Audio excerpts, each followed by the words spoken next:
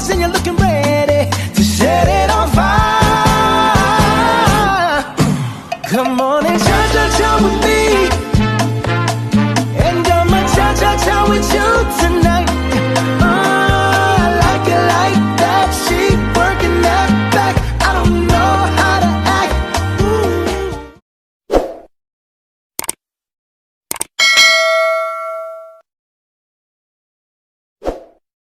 Halo teman-teman semuanya, Assalamualaikum warahmatullahi wabarakatuh. Perkenalkan, nama saya Yohana Milati Fauziah dari kelas 1110, nomor absen 34, siswi dari SMA Negeri 1 Nganjuk. Nah, teman-teman, di sini di Study Yohana, aku akan menjelaskan mengenai pelajaran matematika wajib materi kelas 11 semester 1. Selanjutnya, kita akan mempelajari bab pertama, yaitu komposisi fungsi dan fungsi inverse. Sebelum mengenali bab itu, kalian harus tahu terlebih dahulu apa itu relasi. Relasi merupakan suatu aturan yang memasangkan anggota himpunan satu ke himpunan yang lain. Dan relasi antara dua himpunan dapat dinyatakan dengan 3 cara, yaitu dengan diagram panah, himpunan pasangan berurutan, dan diagram kartesius. Selanjutnya, inilah representasi dari sebuah relasi. Yang pertama ada diagram panah, yang kedua ada pasangan berurutan, dan yang terakhir ada diagram kartesius.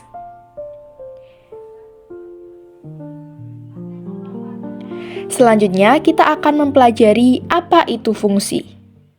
Fungsi merupakan suatu relasi yang menghubungkan satu anggota dari suatu himpunan tepat ke satu anggota himpunan yang lain. Fungsi biasa dinyatakan dalam bentuk fx sama dengan y, di mana f merupakan fungsi, x merupakan variabel masukan atau input, dan y merupakan variabel keluaran atau output. Selanjutnya, inilah representasi sebuah fungsi dalam kehidupan sehari-hari.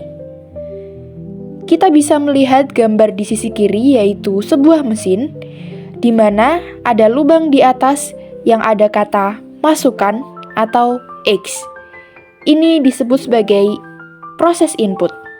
Selanjutnya, di dalam tabel tersebut ada tulisan fungsi atau F, dan ini dinamakan sebuah proses untuk membentuk sebuah hasil yang disebut sebagai keluaran atau Y, atau juga bisa disebut sebagai output.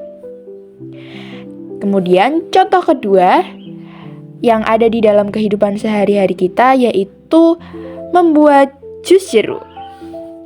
Pertama-tama kita harus menyiapkan buah jeruk terlebih dahulu, yang dimana bisa disebut sebagai variabel masukan atau input. Kemudian, buah jeruk yang sudah kita kupas dapat kita masukkan ke dalam sebuah blender, dapat ditambahkan air atau gula agar lebih manis. Kemudian, di blender sampai halus dan membentuk sebuah jus jeruk.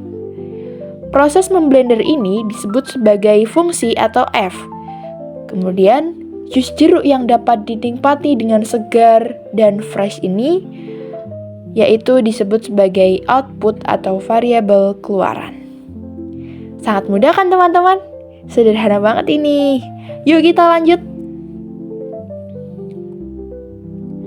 Kemudian kita akan mempelajari fungsi dan bukan fungsi. Secara ilustratif, hubungan antara fungsi dan relasi dapat digambarkan sebagai berikut. Ada sebuah lingkaran yang dimana ada 2, yang besar dan yang kecil. Yang besar dinamakan relasi dan yang kecil dinamakan fungsi. Artinya, sebuah relasi belum tentu sebuah fungsi. Tapi, sebuah fungsi sudah pasti sebuah relasi. Ingat, fungsi yaitu suatu relasi yang menghubungkan satu anggota dari suatu himpunan tepat ke satu anggota di himpunan yang lain. Selanjutnya, inilah dia contoh dari fungsi dan bukan fungsi. Pada diagram pertama, ada sebuah himpunan X dan Y. Pada himpunan X ada sebuah huruf A, B, C. Dan himpunan Y ada angka 1, 2, 3. A dihubungkan ke 2, B dihubungkan ke 3, dan C dihubungkan ke angka 1. Diagram ini dapat disebut sebagai relasi sama dengan fungsi.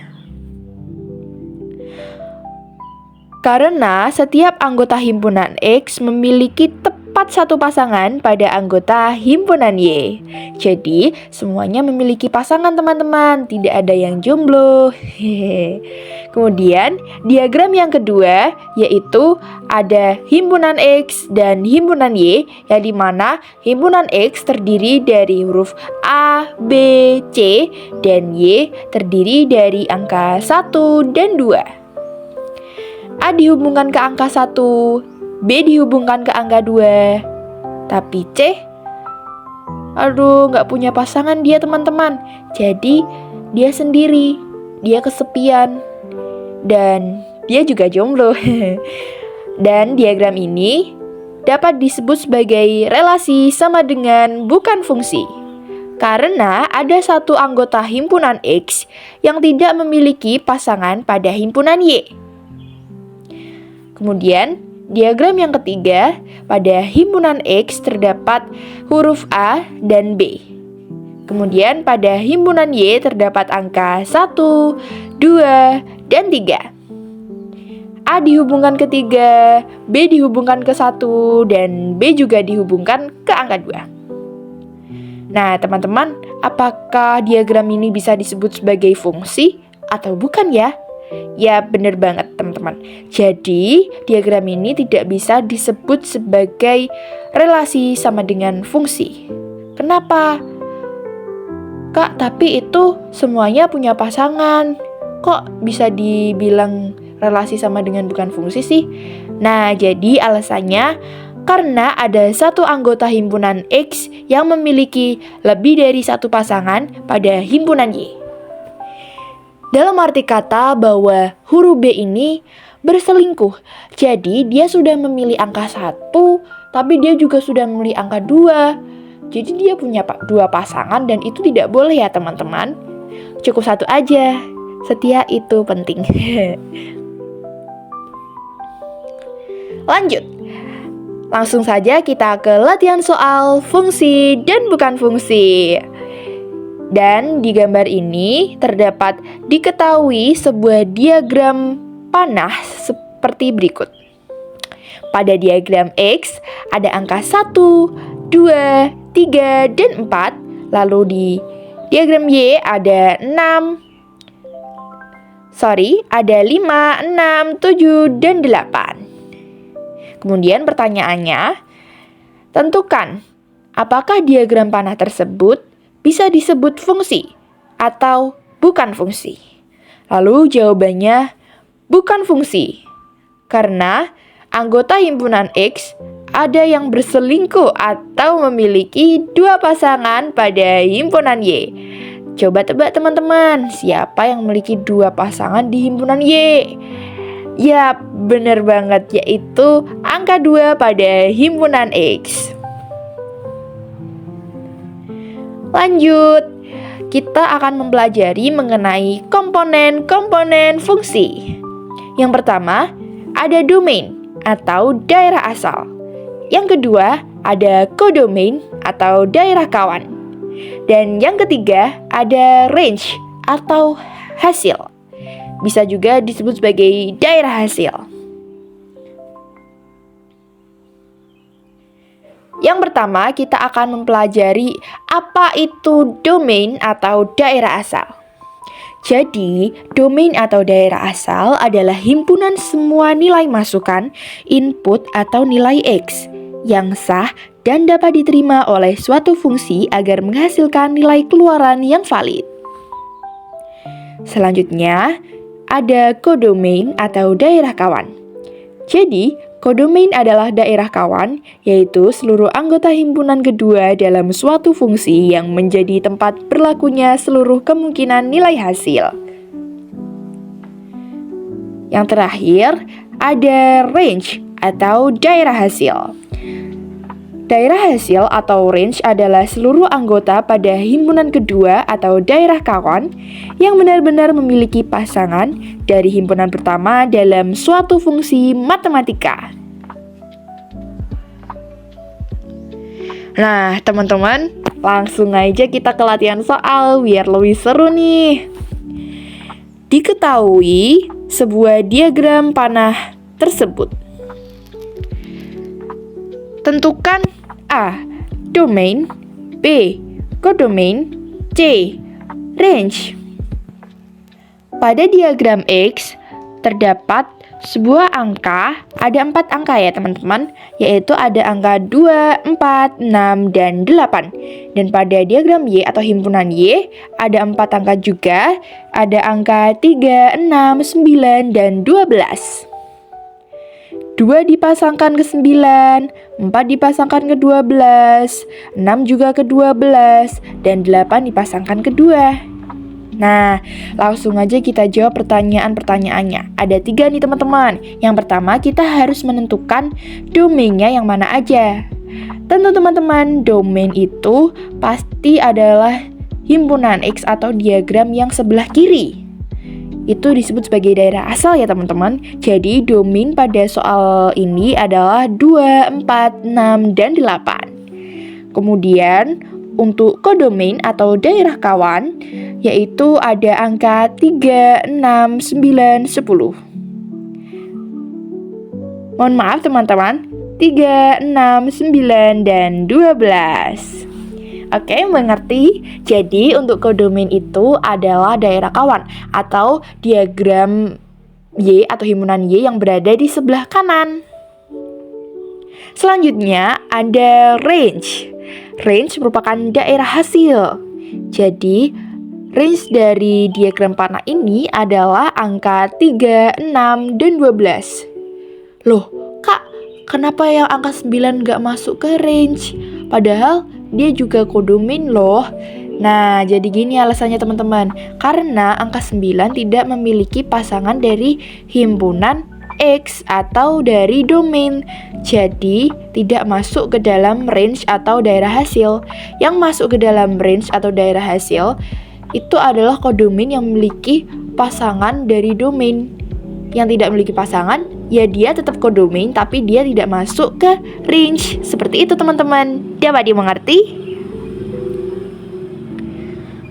Kemudian ada jenis fungsi sesuai pemetaan.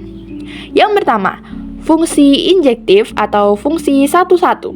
Setiap anggota domain mempunyai hasil yang berbeda. Seperti contoh, 1 dipasangkan ke A, 2 dipasangkan ke B, dan 3 dipasangkan ke C. Yang kedua, ada fungsi banyak ke 1. Beberapa anggota domain mempunyai hasil yang sama. Seperti contoh, 1 dipasangkan ke A, 2 dipasangkan ke A, 3 dipasangkan ke B.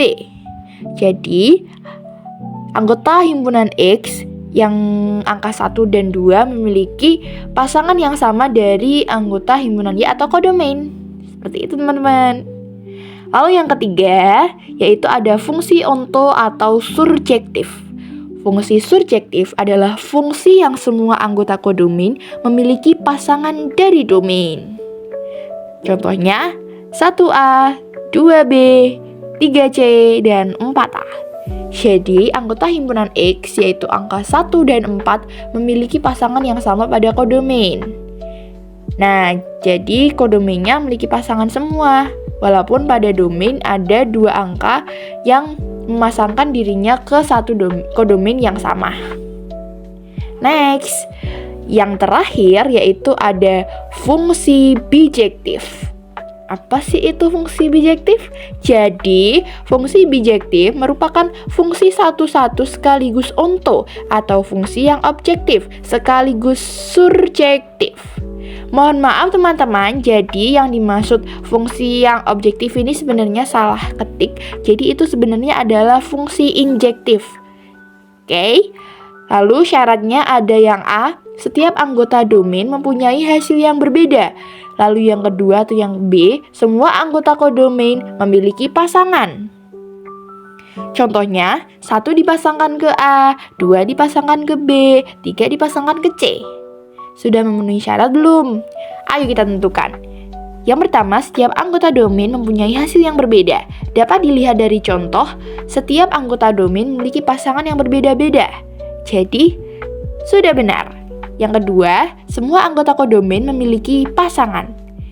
Kodomainnya juga ada 3 dan memiliki pasangan masing-masing dari anggota domain. Sudah tepat teman-teman. Oke, sekian dan terima kasih untuk pembelajaran pada materi kali ini. Terima kasih sudah menonton dan semoga bermanfaat buat kalian yang juga kelas 11 pada semester 1 untuk mempelajari mengenai materi komposisi fungsi dan fungsi inverse. Sekian dan terima kasih. Mohon maaf apabila ada kesalahan, tutur kata yang disengaja maupun tidak disengaja. Akhir kata, wassalamualaikum warahmatullahi wabarakatuh. See you next time teman-teman. Bye-bye.